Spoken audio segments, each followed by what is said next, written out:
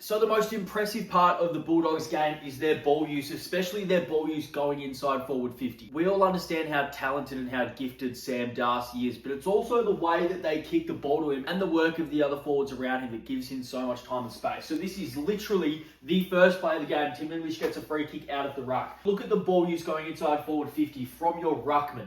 This is what makes the Bulldogs so dangerous. This isn't a long high kick to absolutely no one. This is a targeted kick to the best key forward in the game at the moment. And this hole right here isn't by accident. This is purposely created by the movement of the Bulldogs forwards and the Bulldogs midfielders right here, where Sam Darcy's able to run and jump at this football. And when he's running and jumping and taking the mark out here, you are not going to stop it. This is what I mean when I talk about ball use. It's not just the person making the decision with the football, it's also the targets up the field creating the space for the target. The midfielders really hold their space really well here. So we'll see Libba here, we'll see Matt Kennedy stay out. We'll see Richards, we'll see West, we'll see Fraser. No one goes into this hole right here. In this situation, the defensive ruckman always sits in the hole. So that's what Brodie Grundy's doing here. The work that Bontempelli does here, just to engage with Grundy, that doesn't allow him to go third man up in this contest.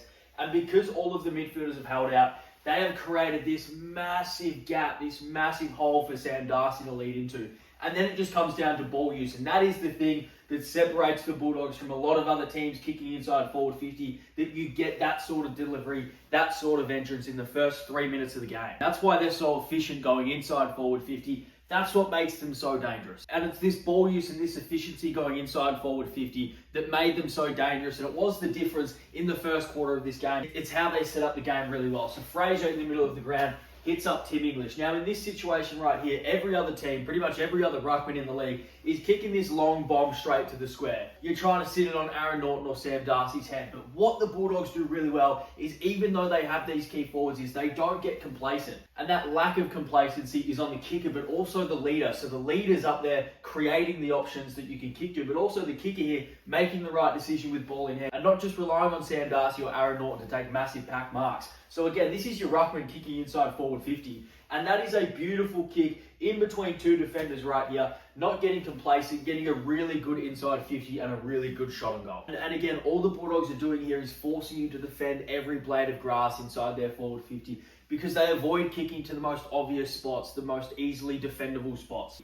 So we'll see here from Sanders, he's running away from Cal Mills here, and as he's looking up in this situation, we see so many teams again bomb it long to the top of the goal square, but look at his eyes. He's scanning the forward 50, finding the open blade of grass, and calmness with the football right here to just hook that ball back into the only spot where Norton can get that, where no defender is able to defend that. That is unbelievable ball use. That is great, and that's what makes you really hard to defend as a Bulldogs offense. And realistically, this was the reason that the Bulldogs were able to maintain the lead in the first half. It was purely because of their efficiency going inside forward 50 and their ability to create quality entries going inside. So again, we're going to see Matt Kennedy get the football here, and I just want you to watch him in this specific situation, because he's going to get the football out here. So the pressure is coming here from the Sydney defenders right now. And this moment right here is usually when you panic. You've got 3-4 Sydney defenders on your tail right now. We usually see this is the long kick. But instead, it's the poise and the calmness with Matt Kennedy right here to take a step, assess the situation, and find a target that's actually in a really good, advantageous situation. So find your forward who's in the best position to take this mark that is really hard to defend. And that is the sort of entry that you get. So instead of blazing away, going inside forward 50, what the Bulldogs are able to do really well is actually make you defend every blade of grass inside their forward 50. And that's what makes them so efficient, and that's what makes them so dangerous. Coming into this season, Sydney obviously made the grand final last year, but the real issue that they had last year was the fact that their defensive profile was just not very good. And Dean Cox noted this coming into the season, and over the preseason and over the off-season, that was really his focus of what he was trying to fix with this team. I think we're really starting to see the results of that sort of training that Sydney have been doing, the focus they've been doing in the preseason. It's starting to come out, and that was the reason that they were able to stay so attached to the Bulldogs. For the majority of this game, it was their pressure, it was their defensive structure, and it was their ability to control the territory right here. So they do a really good job here of setting up behind the football, but also that really high frontal pressure to force the Bulldogs into a lot of mistakes and also a lot of repeat stoppages for the Swans. The Bulldogs stuck deep in their defensive 50. James O'Donnell right here. Kick comes out of the defensive 50 right now. Swans' ability to get numbers to the contest. Pretty much the 6 or 7 closest players to this contest right now are Sydney players, bar one right here.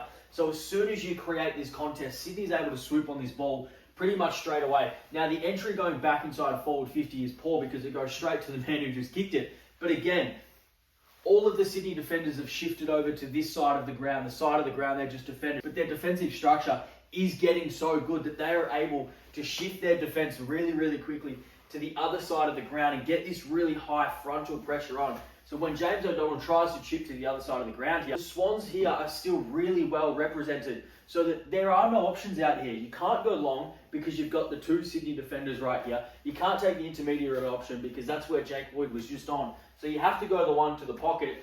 And then it's just individual brilliance here from Lloyd to take this intercept mark right there. But that comes from their defensive structure. Their ability to apply pressure coming out of defense on the left and then really quickly switch and cut off all of the options on the outlet to the right side of the field. That's really impressive. And that's something that we didn't see from Sydney last year. And that's something that Dean Cox has been working on. And that's really impressive. And I think the most impressive part, and what I'm going to show here at the moment, is their ability to not only have pressure on the ball carrier, but also have pressure on the targets up the field. So Riley West is going to have the football here. That really high pressure closing speed, that collapsive defense that the Sydney Swans have been really good at for the last few weeks. So West is able to get out of this initial tackle by Chad Warner here. But as soon as he gets out, they don't have the overlap runners. Look at the ability for the Sydney Swans to collapse on this pressure right here, collapse this defense really, really quickly, get a repeat stoppage. So we're seeing players come up to the contest with Cunningham. We're seeing players like Campbell and Rowbottom follow this play to the nth degree. And then Chad Warner's individual effort, go 1, 2, 3 efforts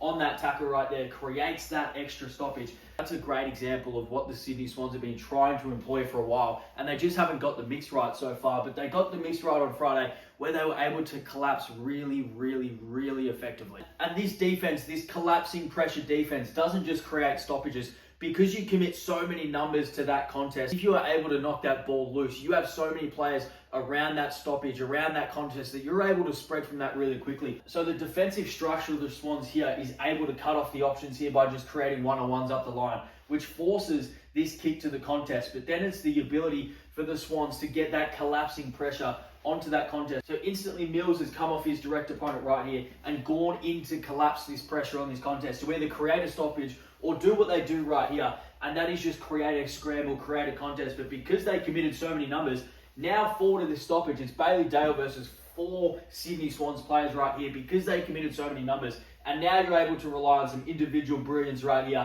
from Chad Warner to go forward and kick that goal. But this score right here comes from the fact that the Swans were able to and willing to just collapse on that ball, collapse to that contest, commit numbers to it, force the pressure, and then eventually force the turnover. And that's what it was all night long. It was a real back and forth arm wrestle battle between the ball movement ability of the Bulldogs and their kicking efficiency, especially going inside forward 50, versus the defensive structure and the frontal pressure, the territory game that the Sydney Swans wanted to play. And this is essentially what it was all game. This is a perfect visual representation of the game. It was two teams just going back and forth at each other, both throwing their best punches.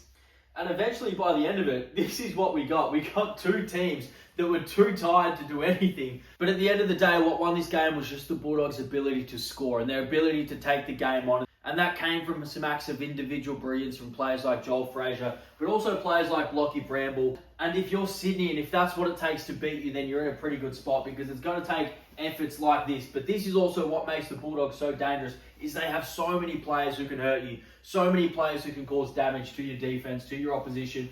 So Bramble's able to take on the first tackler, the second tackler, and then the third act of pressure. He's able to take all of them on, and then it's the ball use going up the ground right here. You're kicking to one-on-ones, and this is where the real danger of the Bulldogs lies, and that's in their superstars, because you can play players like Marcus Bontempelli up forward when you have a favourable matchup, and then if you're kicking from one Bont to mini Bont inside forward 50 here in Joel Frazier, who just had a phenomenal night, you are going to struggle to beat that team. Your defensive structure, no matter how good it is going to struggle to hold up against the play, against players who can have individual brilliant acts, just like we saw in that line right there. You think I'm lying? You think I'm joking about their ability to be individually brilliant? We obviously know how good Marcus Bontempelli is. We know how good Aaron Norton can be. We know how good Sam Darcy has been when he's been able to get on the park for consistent periods of time. And you think that's enough to beat you. Well, they've got another Bontempelli right here. And I've just shown you 2 clips already of him completely dominating this game. But also his ability right here to come off his direct opponent and then intercept mark against the opposition's ruckman right here.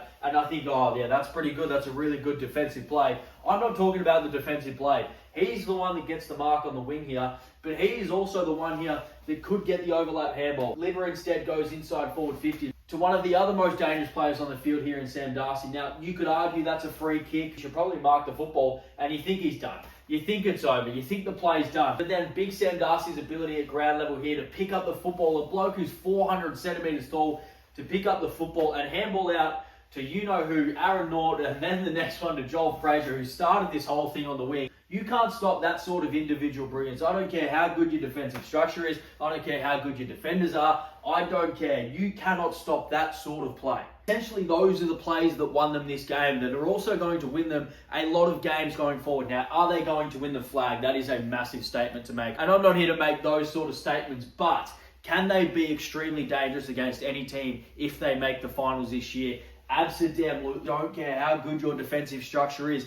If you have a slightly bad day, if these guys are firing, if Sam Darcy has his marking mitts on, if Bontempelli is dominating through the midfield, if Mini Bont is able to hit the scoreboard like he was here, then you add in players like Matt Kennedy who can bob up and kick 3. In players like James Harms kicks 3. If Aaron Norton gets a favourable matchup and he can kick straight, now he's kicking 3, 4 and 5. If you can't stop those players and if you start having a bad day, they will roll over you. They will beat you no matter how good your defensive structure is. But also they just make for extremely entertaining games, and that's the sort of game we got on Friday night. So Sydney, you were great. The Bulldogs, slightly better. But as usual, if you like these sort of videos on breaking down some of the games, breaking down some of the tactic, talking about the players, the plays, defensive structures, anything in between, let me know what you want me to break down next. But stick around, please subscribe, and I will see you all tomorrow, probably. Anyway, cheers.